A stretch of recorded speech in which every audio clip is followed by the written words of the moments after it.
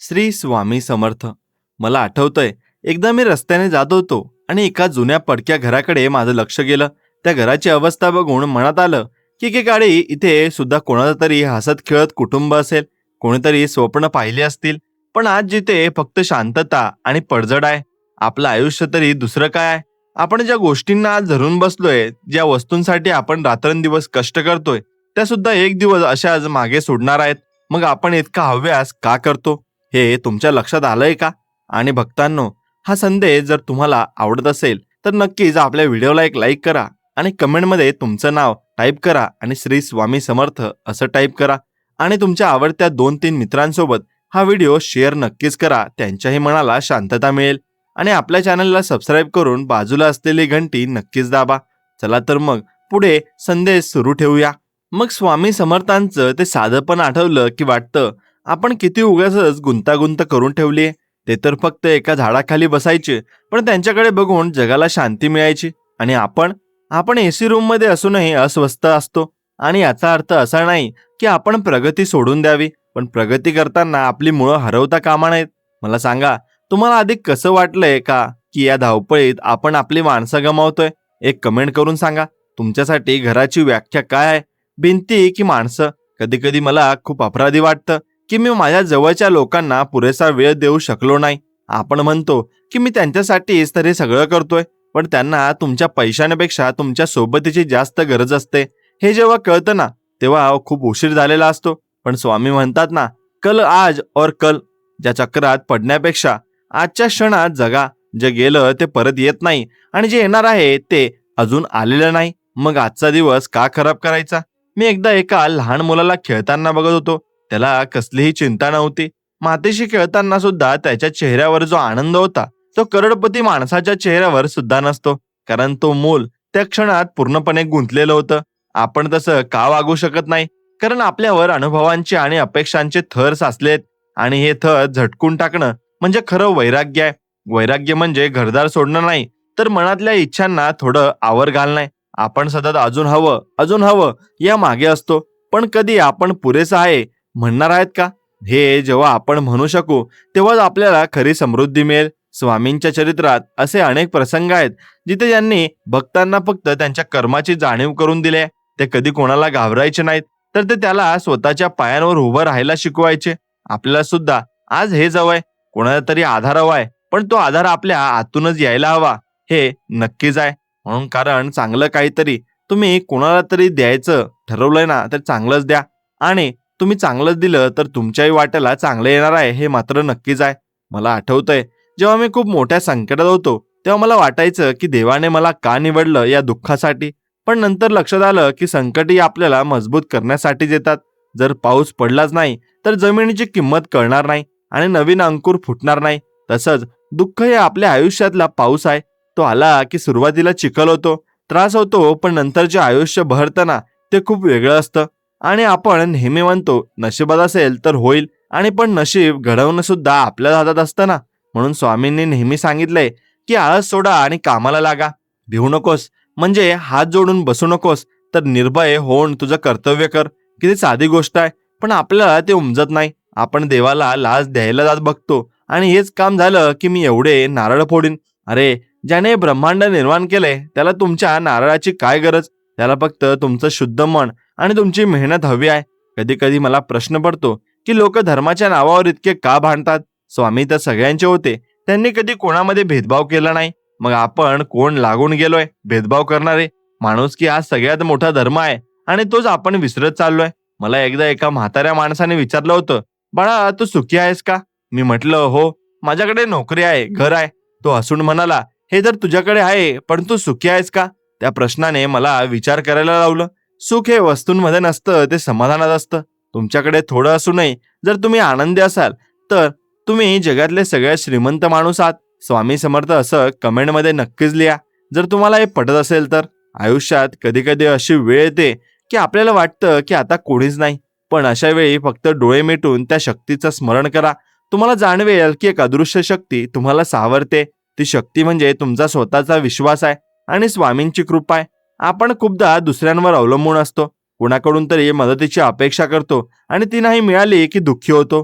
पण का? स्वतःची मदत स्वतः करायला शिका.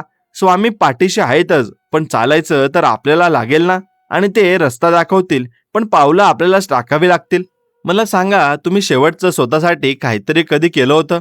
दुसऱ्यांसाठी तर आपण रोजच जगतो, पण स्वतःसाठी थोडा वेळ काढणं हे स्वार्थीपणा नाही, तर ती गरज आहे.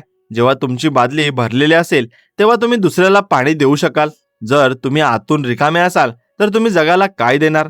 म्हणून आधी स्वतःला शांत करा, स्वतःवर प्रेम करा, मग बघा जग कसं बदलतं.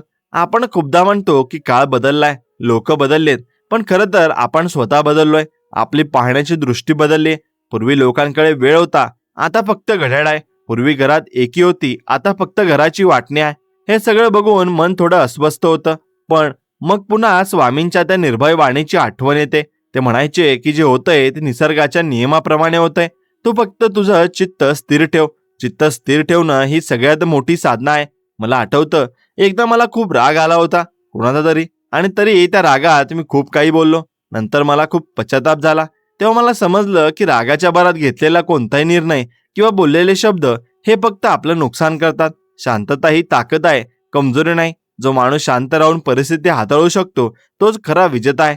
स्वामींच्या समोर बसल्यावर आपल्याला ती शांतता मिळते. तिथला तो दूर, तो सुगंध, ती शांतता, सगळं काही असं वाटतं की वेळ जिथे थांबलीये.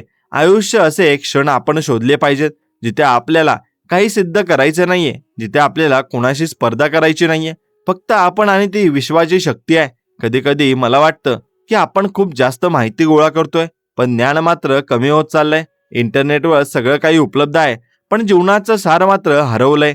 सार या अनुभवात असतं, माहितीमध्ये नाही. म्हणून पुस्तकापेक्षा आयुष्याला वाचायला शिका. लोक काय म्हणतात यापेक्षा तुमचं मन काय म्हणतं ते ऐका. आणि जेव्हा मन गोंधळलेलं असेल, तेव्हा स्वामींना विचारून बघा. ते तुम्हाला एखादा संकेत नक्कीच देतील. कधी एखाद्या गाण्यातून, कधी कोणाच्या बोलण्यातून, तर कधी अचानक घडलेल्या प्रसंगामुळे. फक्त तुमची ग्रहण करण्याची तयारी हवी. आपण इतके बधीर झालोय की आपल्याला निसर्गाचे संकेत समजतच नाहीयेत. आपण फक्त आपल्या विश्वात मग्न आहोत. हे विश्व खूप मोठं आहे आणि आपण त्याचे एक छोटेसे भाग आहोत.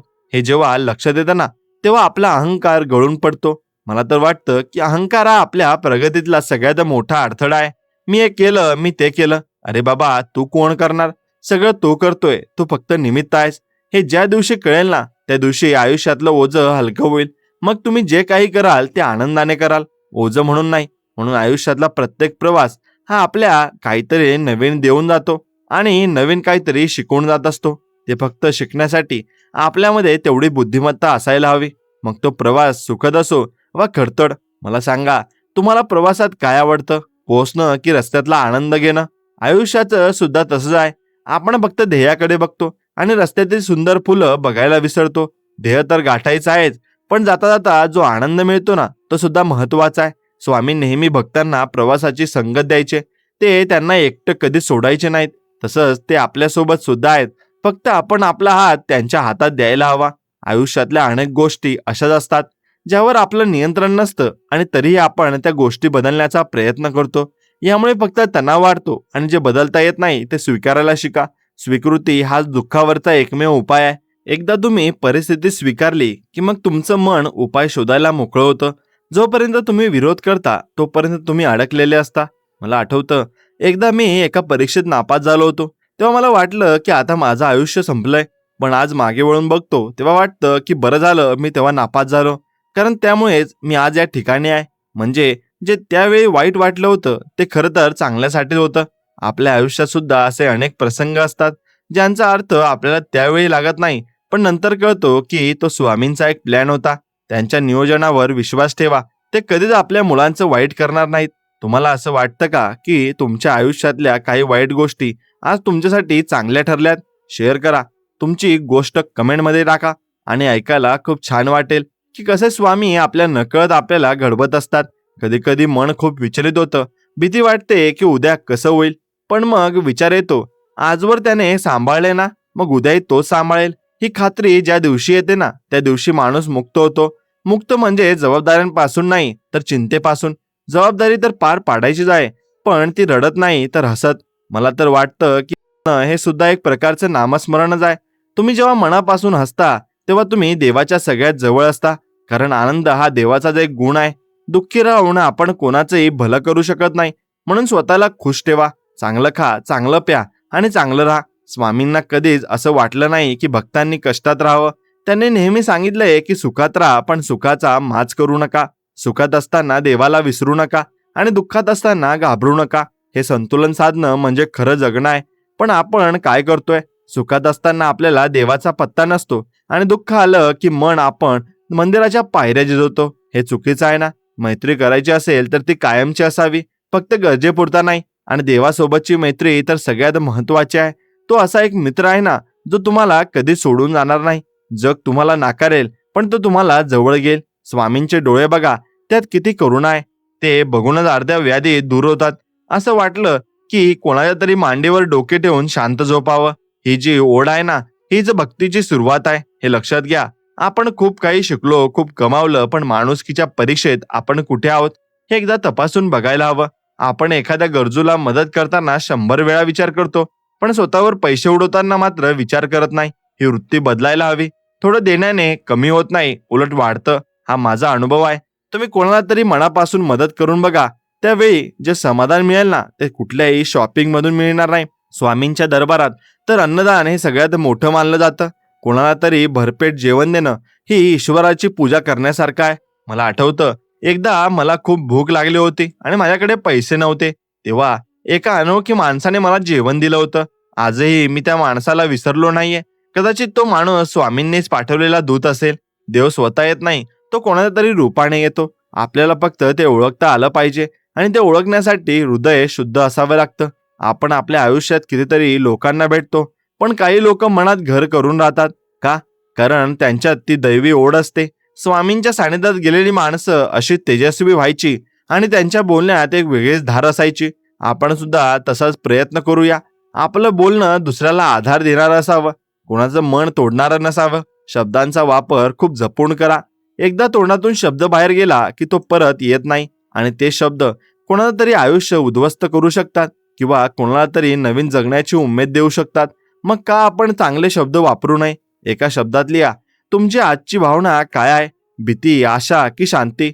मला कळू द्या की तुम्ही काय अनुभवताय. आयुष्याचा हा जो खेळ आहे ना, तो खूप गुंतागुंतीचा आहे असं आपल्याला वाटतं, पण तो खरं तर खूप साधा आहे.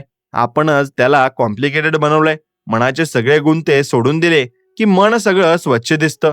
आणि स्वामी समर्थांच्या त्या वचनात किती मोठी ताकद आहे. भिवू नकोस, मी तुझ्या पाठीशी आहे. हे वाक्य फक्त वाचायचं नाही तर ते अनुभवायचं आहे. जेव्हा तुम्ही एकटे असताना, जेव्हा तुम्हाला भीती वाटते, तेव्हा हे वाक्य तुमच्या आत गुंतलं पाहिजे आणि नक्कीच मग बघा कसं बळ मिळतं. मला कधी कधी वाटतं की आपण खूप जास्त कशात तरी मागे धावतोय, पण जे आपल्याला मिळवायचं आहे ते तर आपल्या जवळच आहे ना. सुख हे बाहेर शोधायची गोष्ट नाहीये, ते आपल्या आतच आहे. फक्त आपण तिकडे लक्ष देत नाहीये. आपण दुसऱ्याच्या सुखाशी आपली तुलना करतोय आणि मग दुःखी होतोय. त्यांच्याकडे गाडी आहे, माझ्याकडे नाही. त्याच्याकडे मोठं घर आहे, माझ्याकडे नाही. पण विचार करा, त्यांच्याकडे शांती आहे का? कदाचित नसेल. मग तुलना करण्यात काय अर्थ आहे? स्वतःच्या आयुष्यावर प्रेम करा. जे काही तुम्हाला मिळालंय त्याबद्दल कृतज्ञ राहा. कारण जे तुमच्याकडे आज आहे ते मिळवण्यासाठी कित्येक लोक आजही धडपडतायत. हे जेव्हा लक्षात येतं, तेव्हा मनाला एक वेगळीच उभारी मिळते. आयुष्यातल्या प्रत्येक संकटामागे एक आशीर्वाद लपलेला असतो. फक्त तो शोधण्याची नजर आपल्याकडे हवी. स्वामी आपल्याला ती नजर देतात, पण आपण जर ती नजर वापरतो का? आपण तर फक्त समस्यांकडे बघून रडत असतो. समस्यांकडे बघण्यापेक्षा त्यातून काय शिकता येईल याकडे लक्ष द्या.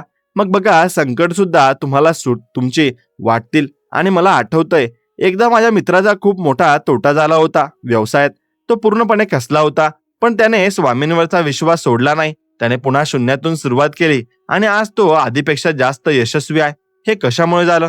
फक्त त्या विश्वासाच्या जोरावर. विश्वास ही अशी गोष्ट आहे ना, जी अशक्य गोष्टींना सुद्धा शक्य करू शकते. मग आपण का साशंक असतो? कारण आपलं मन चंचल आहे. ते सारखे इकडून तिकडे उड्या मारत असतं. त्याला एका ठिकाणी स्थिर करायचं असेल तर नामस्मरणाशिवाय दुसरा पर्याय नाही. श्री स्वामी समर्थ या नामात जी शक्ती आहे ना, ती तुम्हाला कुठल्याही संकटातून बाहेर काढू शकते. फक्त हे नाम मनापासून घेतलं पाहिजे. नुसतं पोपटासारखं बोलून उपयोग नाही. मनात भाव हवा. जेव्हा डोळ्यातून अश्रू येतात ना नाम घेताना, तेव्हा समजा की तुमचं नाम त्या परमेश्वरापर्यंत पोहोचलंय.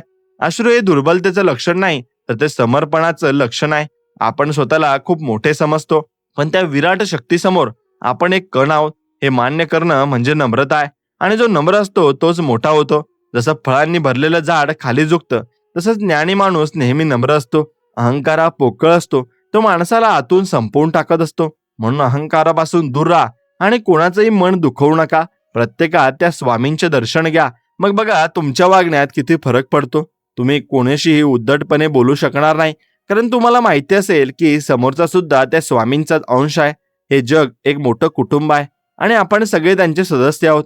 जर आपण एकमेकांना मदत केली, एकमेकांचे दुःख वाटून घेतले, तर जग किती सुंदर होईल ना. पण आजकाल प्रत्येकजण फक्त स्वतःचा विचार करतोय. हीच तर खरी शोकांतिका आहे.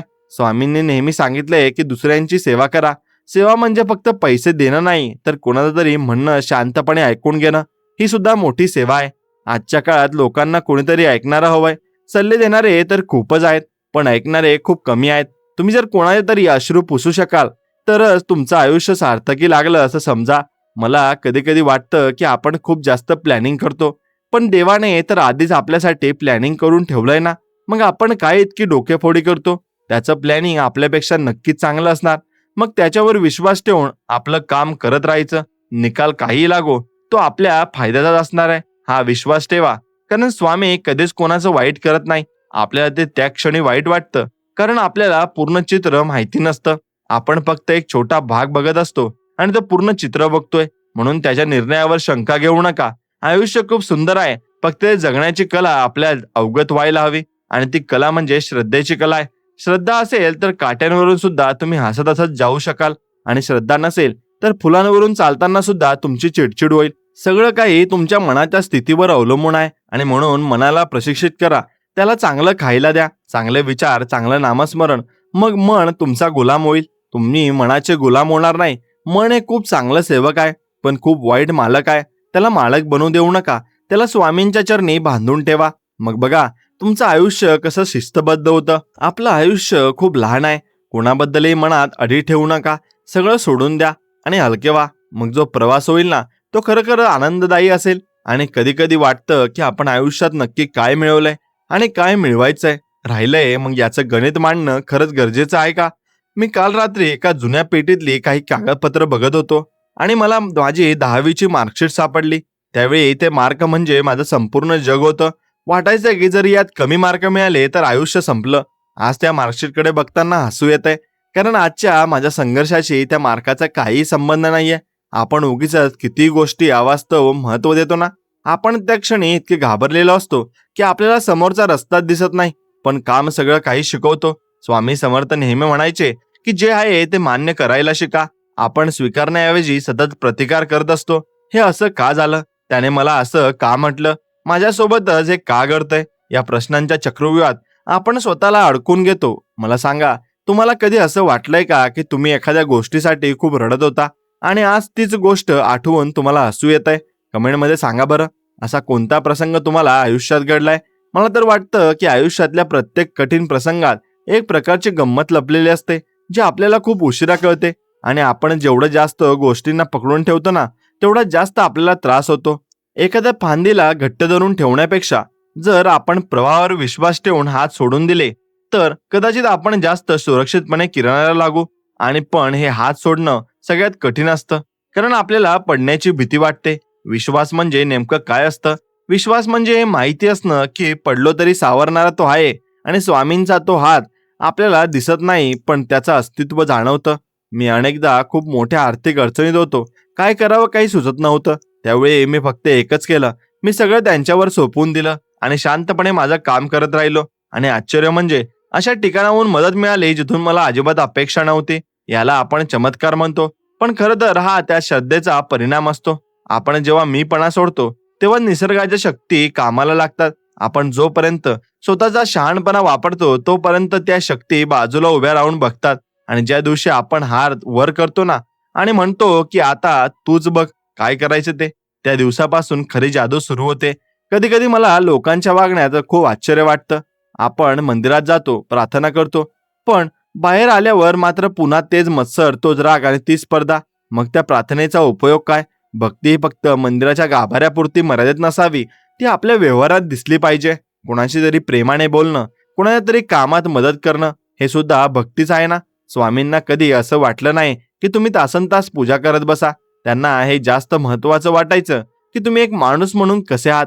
आपण आपल्या मुलांना विचारतो की तुला परीक्षेत किती मार्क मिळाले, पण आपण कधी हे विचारतो का की आज तू कोणाला मदत केलीस का. हे शिक्षण जास्त महत्वाचं आहे. जगाकडे बघण्याचा माझा दृष्टिकोन आता बदलायला लागलाय. आता मला गोष्टींची श्रीमंती तितकी आकर्षित करत नाही जेवढी मनाची श्रीमंती करते. एखाद्या सध्या झोपडीत, या साध्या झोपडीत राहणाऱ्या माणसाच्या चेहऱ्यावर समाधान बघितलं की वाटतं आपण उगीच बंगला बांधायच्या मागे धावतोय. समाधानात हे बाहेरच्या वस्तूंमध्ये नसतंच, ते आपल्या आतल्या शांततेत असतं. आणि ती शांती मिळवण्यासाठी आपल्याला स्वतःशी बोलावं लागेल. आपण जगाशी बोलतो, सोशल मीडियावर बोलतो, पण स्वतःशी कधी बोलतो का. दिवसातून किमान 10 मिनिटं तरी शांत बसा. काहीच करू नका, फक्त स्वतःच्या श्वासाकडे लक्ष द्या. तुम्हाला जाणवेल की तुमच्या आत एक वेगळं जग आहे. स्वामी समर्थ असं कमेंटमध्ये नक्कीच लिहा. जर तुम्हाला कधी असं वाटलं असेल की शांततेत जास्त ताकद आहे. कधी कधी आयुष्यात अशा चुका होतात ज्या आपण कधीच विसरू शकत नाही. मला आजही माझी एक चूक चलते. मी एका माणसाला एकदा रागाच्या वरात खूप वाईट बोललो होतो. आज तो नाहीये, पण ते शब्द आजही माझ्या कानात गुंजतात. आपल्याला वाटतं की आपण कोणालाही काहीही बोलू शकतो, पण शब्द कधीच परत येत नाही. म्हणून माणसांनी जपून बोलावं. प्रेम द्यायला वेळ लागतो, पण मन तोडायला एक क्षण पुरेसा असतो. आणि एकदा मन तुटलं की मग ते कितीही साधण्याचा प्रयत्न केला तरी ते भेग कायम राहते. स्वामींनी नेहमी प्रेमाची भाषा शिकवली आहे.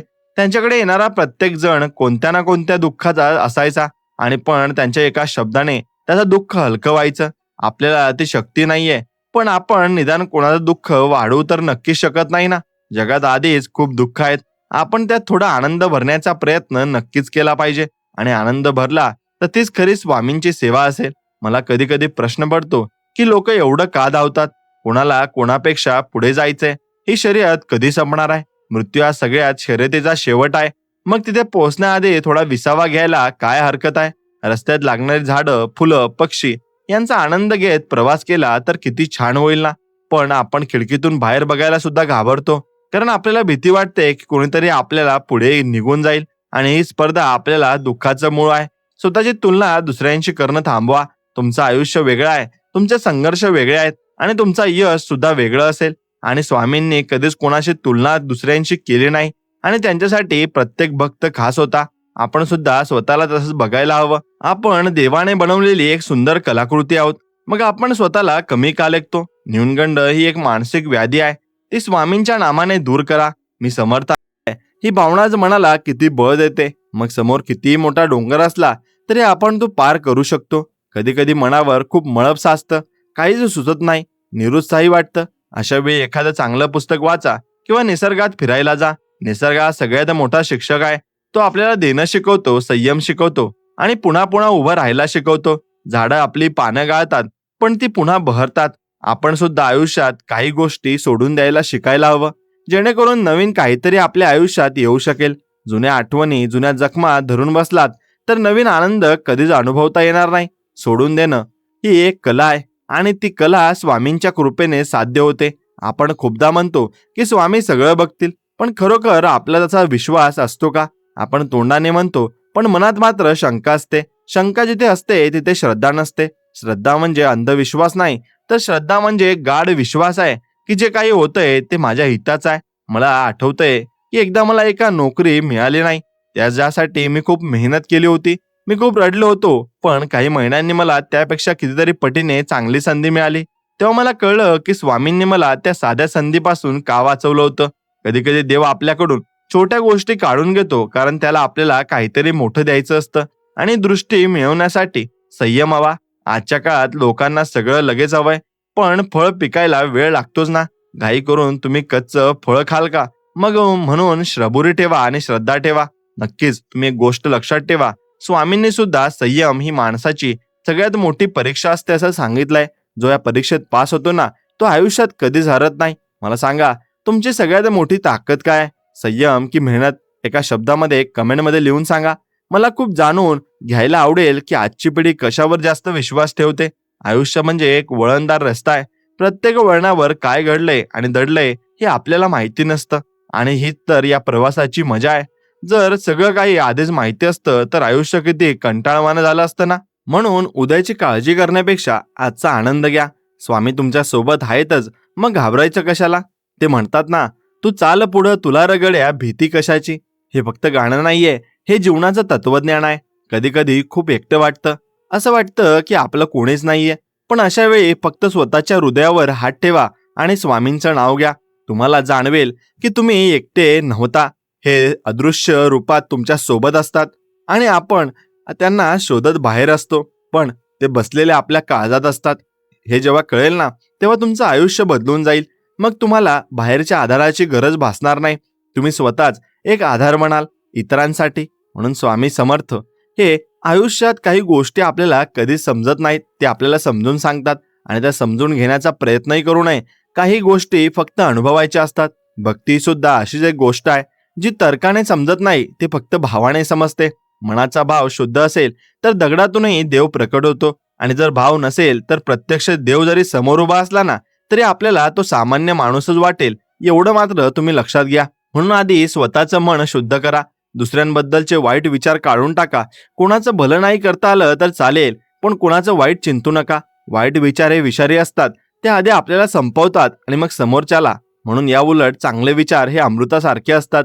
ते आपल्यालाही आनंद देतात आणि जगालाही नक्कीच आनंद देतात. म्हणून स्वामींच्या कृपेने हे शक्य आहे. आपण फक्त एक पाऊल टाकायचं, उरलेले 100 पावलं ते स्वतः चालत येतील. हा विश्वास ठेवा आणि जगून बघा. आयुष्य खरोखरच खूप सुंदर आहे. फक्त ते बघण्याचे डोळे हवेत, आणि ते डोळे म्हणजे संतांचे विचार आहेत, ज्यांच्या विचारांचा चष्मा घालून नक्कीच जगाकडे बघितलं की मग सगळं काही मंगलमय दिसायला लागतं. मग दुःख सुद्धा आपल्याला ईश्वराची भेट वाटायला लागतं, कारण त्या दुःखातूनच आपण त्यांना साथ घालतो ना. म्हणून सुखामध्ये आपण विसरतो, पण दुःखात आपण त्यांना घट्ट धरून ठेवतो. म्हणून दुःख हे एका प्रकारचे वरदानच आहे. कोणीतरी म्हटलंय की आयुष्य म्हणजे आपण निवडलेल्या निर्णयांचा एक गुच्छ असतो. पण मला वाटतं की काही निर्णय आपण घेतच नाही, ते आपल्याकडून घेतले जातात. कधी कधी रात्री उशिरापर्यंत जागा राहिल्यावर मनात येतं की आपण नक्की कोणाच्या समाधानासाठी दिवसभर धावत होतो. मी स्वतःला आज एका विसंगत विचारात अडकलेलो पाहतो. एका बाजूला वाटतं की सगळं काही सोडून द्यावं, आणि दुसऱ्या बाजूला वाटतं की अजून बरंच काही करायचं राहिलंय. हा जो मनातल्या विचारांचा खेळ आहे ना, तोच आपल्याला माणूस म्हणून जिवंत ठेवतो. मला आठवतंय, एकदा मी एका जुन्या मंदिरात बसलो होतो. तिथे कसलाच आवाज नव्हता, फक्त घंटांचा तो घुमणारा नाद होता. त्या क्षणी मला जाणीव झाली की आपण बाहेर किती ओरडलो तरी आतलं शांत झाल्याशिवाय आपल्याला काहीच ऐकू येणार नाही. स्वामी समर्थांचे ते साधे शब्द आठवले. अनन्याश्वित यंतो मा, म्हणजे जो परिपूर्णपणे माझ्यावर विसंबून राहतो त्याचा योग्यक्षम मी वाहतो. पण आपला विश्वास इतका तकलादुगा असतो, आपण थोडं जरी संकट आलं की लगेच डगमगतो. मला स्वतःचीच लाज वाटते कधी कधी, जेव्हा मी देवाला फक्त संकट आलंच की आठवतो. हे म्हणजे कसं झालं की फक्त गरज पडली की मित्राला फोन करायचा. मैत्री अशी नसते ना, पण तो दयाळू आहे. तो तरी आपल्याला हाकेला धावून येतो. तुमचं नाव कमेंटमध्ये नक्कीच लिहा. बघूया स्वामींच्या प्रवासात कोण कोण माझ्यासोबत आज जोडलेला आहे. कधी कधी वाटतं की आपण खूप शहाणे झालोय, पण खरं तर आपण फक्त माहितीने भरलेले आहोत. अनुभवांची शिदोरी अजून रिकामीच आहे. मी एकदा एका शेतकऱ्याला पाहिलं होतं. कडाक्याचं ऊन होतं, घाम गळत होता आणि तो काम करत होता. पण त्याच्या चेहऱ्यावर जी शांती होती ती मला हजारो रुपये खर्च करूनही कधी मिळाले नाही. का असेल असं? कारण त्याचं नातं त्या मातीशी आणि कर्माशी घट्ट होतं. आपलं मात्र हवेत किल्ले बघतोय आणि बांधतोय. आपण इतके अस्वस्थ का आहोत? कारण आपल्याला उद्याचं खूप टेन्शन आहे. उद्या काय होईल या भीतीने आपण आजच दिवस पूर्णपणे मारून टाकतोय. स्वामींनी नेहमी सांगितलंय की आजचा क्षण हा खरा आहे, पण हे आपल्याला पटत नाही. आपल्याला सगळं प्लॅनिंग हवंय, पण आयुष्य हे काही ऑफिसचं प्रेझेंटेशन नाहीये की जे आपण आधीच ठरवू शकू. इथे अचानक काही घडतं, आणि त्या अचानक घडणाऱ्या गोष्टींचा स्वीकार करणं म्हणजे खरं अध्यात्म आहे. मला एकदा एकाने विचारलं होतं की स्वामींच्या भक्तीत आणि वेडेपणात काय फरक आहे. मी म्हटलं, भक्ती म्हणजे शुद्ध प्रेम आहे, आणि वेडेपण म्हणजे फक्त स्वतःची इच्छा पूर्ण करण्याची जिद्द आहे. आपण किती वेळा स्वामींकडे फक्त आपल्या इच्छांची यादी घेऊन जातो. कधी असं झालंय का की आपण फक्त गेलो आणि त्यांना म्हटलं की आज काही मागायला नाही आलोय, फक्त तुम्हाला भेटायला आलोय. असं ज्या दिवशी होईल ना, त्या दिवशी तुम्हाला भक्तीची खरी चव कळेल. जगाचा विचार करणं सोडा. जग हे उगवता सूर्याला नमस्कार करतं, आणि तुम्ही जेव्हा पडताना तेव्हा तुम्हाला सावरणारे फक्त तुमचे जवळचे लोक आणि तुमचे स्वामी असतात. बाकीचे फक्त बघणारे असतात. म्हणून लोकांच्या मतांवर तुमचं सुख अवलंबून ठेवू नका. मी आयुष्यात खूप वेळा हरलोय, खूप वेळा अपमान सोसलाय, पण त्या प्रत्येक अपमानाने मला काहीतरी नवीन शिकवलंय. जर तो अपमान झाला नसता तर कदाचित मी आज इतका खंबीर नसतो. आज जेव्हा स्वामी समर्थ असं म्हणतो, तेव्हा आपण एका मोठ्या शक्तीला साथ घालत असतो. ती शक्ती आपल्या हातच आहे, पण आपण तिला बाहेर शोधतोय. अक्कलकोटला जाण्यात आनंद आहेच, पण आपल्याला काळजातल्या स्वामींना भेटणं जास्त महत्वाचं आहे. तुम्हाला कधी असं वाटलंय का की तुम्ही खूप एकटे आहात आणि अचानक कोणतीतरी अनोळखी माणूस आला आणि त्याने तुम्हाला मदत केली? तो कोण असतो? तो स्वामींचाच एक संकेत असतो. ते स्वतः येत नाहीत, ते तुम्हाला आणि कोणाला तरी पाठवतात. म्हणून आपल्याकडे ही दृष्टी हवी त्यांना ओळखण्याची. एका शब्दात लिहा, तुम्हाला स्वामींच्या कोणत्या गोष्टीचा सगळ्यात जास्त आदर वाटतो? मला तर वाटतं की आयुष्यातल्या विसंगतीतच आपल्याला प्रगती करायला सगळं काही शिकवत असतात. म्हणून आपले जे संकट आले ते आपल्याला भरपूर काही शिकून जातात आणि आपल्याला भरपूर काही आपल्या जवळ जे काही नसतं ते देऊन जातात. जर सगळं सुरळीत चाललं असतं तर आपण कधीच देवाचं नाव घेतलं नसतं. दुःख हे एक प्रकारचे देवाचं आमंत्रण असतं की ये माझ्याकडे, मी तुला सावरतो. पण आपण त्या दुःखात इतके बुडून जातो की आपल्याला त्याचा हात दिसतच नाही. ही अस्वस्थता, ही धावपळ, ही स्पर्धा, हे सगळं एक दिवस संपणार आहे. मग आज का आपण थोडा वेळ काढून शांत बसू शकत नाही? स्वतःच्या चुकांची कबुली देणं हे कमकुवतपणाचं लक्षण नाहीये. ते ते मागच्या मनाचा मोठेपणाचं लक्षण आहे. मी खूप चुका केल्या, कोणाचं तरी मन दुखावलं, कोणाबद्दल तरी वाईट बोललो, पण जेव्हा मला त्याची जाणीव झाली तेव्हा मी स्वामींसमोर रडलो आणि मला जाणीव झाली की त्यांनी मला माफ केलंय. आणि क्षमा ही सगळ्यात मोठी शक्ती आहे. जो क्षमा करू शकतो तो स्वामींच्या जवळ जाऊ शकतो. आपण मनामध्ये सूडबुद्धी ठेवून देवाची पूजा करू शकत नाही, ते शक्यच नाही. मन आरशासारखं स्वच्छ हवं, तरच त्याचं रूप दिसेल. आता वाटतंय की हे सगळं बोलून काय होणार? लोक ऐकतील आणि विसरून जातील. पण जर एकाच्या जरी मनात थोडा बदल झाला तरी माझं बोलणं सार्थकी लागलं असं मी समजेन. आयुष्य हे समुद्राच्या लाटांसारखं आहे, कधी वर तर कधी खाली, पण स्थिर राहणं हे आपल्या हातात आहे. स्वामी पाठीशी आहेत हा विश्वास हीच आपली सगळ्यात मोठी संपत्ती आहे. बाकी सगळं तर येत जात राहील. पैसा येईल आणि जाईल, माणसं येतील आणि जातील, पण ते अस्तित्व कायम नसेल. कधी कधी मला असा प्रश्न पडतो की मी नक्की कोणासाठी लिहितोय आणि बोलतोय, स्वतःच्या समाधानासाठी की कोणाला तरी सांगण्यासाठी? कदाचित दोन्ही. कारण शेअर केल्याने दुःख कमी होतं आणि आनंद वाढतो. आपण सगळे ज्या जगातले प्रवासी आहोत, कोणाचं स्टेशन जवळ आलंय, कोणाचं लांब आहे, पण पोहोचायचं तर सगळ्यांना एकाच ठिकाणी आहे. मग जाता जाता एकमेकांचे पाय खेचण्यापेक्षा हात धरून का जाऊ नये? हे साधे विचार जेव्हा डोक्यात येतात तेव्हा मन खूप हलकं होतं. पण पुन्हा उद्या सकाळी उठल्यावर आपण त्याच जगात जातो आणि त्याच स्पर्धेत उतरतो. हा मानवी स्वभाव आहे. पण तरीही मनाच्या एका कोपऱ्यात ती ज्योत तेवत ठेवायला हवी. स्वामी समर्थ. नक्कीच आयुष्यातल्या अनेक प्रश्नांची उत्तरं आपल्याला कधीच मिळत नाहीत आणि ती न मिळालेलीच बरी असतात. कारण काही गोष्टी गूढ राहिल्या तरच त्यांचं महत्त्व टिकून राहतं. आता माझं मन थोडं भरून आलंय, पण का ते माहीत नाही. कदाचित काही गोष्टी बोलूनही अपूर्णच राहतात. कोणीतरी म्हटलं होतं की आपण जगात येतो तेव्हा मोठे आवळून येतो आणि जातो तेव्हा हात रिकामे असतात. पण या दोन टोकांमधलं जे अंतर आहे ना, तिथली सगळी गडबड आहे. मला आज अचानक बसल्या बसल्या आठवलं की आपण किती गोष्टींवर आपला अधिकार सांगतो. माझं घर, माझी गाडी, माझी मुलं आणि माझा मान. पण खरं सांगू का, कधी कधी आरशात बघितल्यावर वाटतं की हे शरीर सुद्धा आपलं आहे का? हे सुद्धा एक दिवस आपली साथ सोडणार आहे. मग एवढा अट्टास कशासाठी? स्वामी समर्थांचं ते अक्कलकोट मधलं वागणं आठवलं की अंगावर काटा येतो. आणि ते कधी राजासारखे वागले नाहीत, पण अख्खं जग त्यांच्या पायाशी होतं. आपण मात्र कोणासमोर तरी झुकताना सुद्धा 100 वेळा विचार करतो की माझा इगो तर दुखावला जाणार नाही ना? हा अहंकार हीच आपली सगळ्यात मोठी अडचण आहे. मला आठवतंय एकदा मी एका वादात अडकलो होतो आणि मला सिद्ध करायचं होतं की मीच बरोबर आहे. मी खूप ओरडलो, खूप वाद घातले, पण शेवटी काय मिळालं? फक्त डोकेदुखी आणि एका चांगल्या मित्राचं अंतर. म्हणून त्या दिवशी मला जाणवलं की जिंकण्यापेक्षा हारण्यात कधी कधी जास्त सुख असतं. पण हे कळायला खूप वय जावं लागतं. तुम्ही कधी अनुभवायला की असा पराभव जो तुम्हाला नंतर खूप काही देऊन गेलाय? तुमचं नाव कमेंटमध्ये नक्कीच लिहा आणि सांगा की तुम्हाला शांतता प्रिय आहे की प्रसिद्धी? मला तर आता शांतता जास्त हवीशी वाटते. जगाच्या या कोलाहलात आपण स्वतःचा आवाज ऐकायला विसरलोय. आपण गाणी ऐकतो, मूवी बघतो, लोकांशी गप्पा मारतो, पण मनाच्या गाभाऱ्यात जो एक बारीक आवाज असतो ना, तो आपल्याला सावध करत असतो. तो आपण दाबून टाकतो. विश्वास ठेवा की आजची रात्र कितीही काळी असली तरी उद्याचा सूर्य नक्कीच उगवणार आहे. कारण तो सृष्टीचा नियम आहे. मला आता थोडं थकल्यासारखं वाटतंय या विचारांच्या प्रवासात. पण मन खूप वेगाने धावतंय, पण शब्द त्याला पकडू शकत नाही. काही गोष्टी अशा असतात ज्या सांगता येत नाहीत, फक्त जाणवतात. तुम्हालाही जाणीव झाली का? कदाचित ते राहून जाणं म्हणजेच आयुष्य आहे. सगळं पूर्ण झालं असतं तर मग जगण्याची ओढच उरली नसती ना. आपण पुन्हा कधीतरी भेटू का माहिती नाही, पण जेव्हा कधी तुम्हाला एकटं वाटेल तेव्हा डोळे मिटा आणि त्या स्वामींना साथ घाला. ते तिथेच असतील, तुमच्या अगदी जवळ. आणि हा संदेश जर तुम्हाला आवडला असेल तर मनापासून व्हिडिओला एक लाईक करा आणि चॅनलला सबस्क्राईब करा. आणि आपल्या आवडत्या मित्रासोबत हा व्हिडिओ पुढे शेअर नक्कीच करा. चला तर मग भेटूया अशाच एका नवीन गोड आणि छानशा संदेश व्हिडिओमध्ये. तोपर्यंत श्री स्वामी समर्थ. जय जय स्वामी समर्थ. धन्यवाद.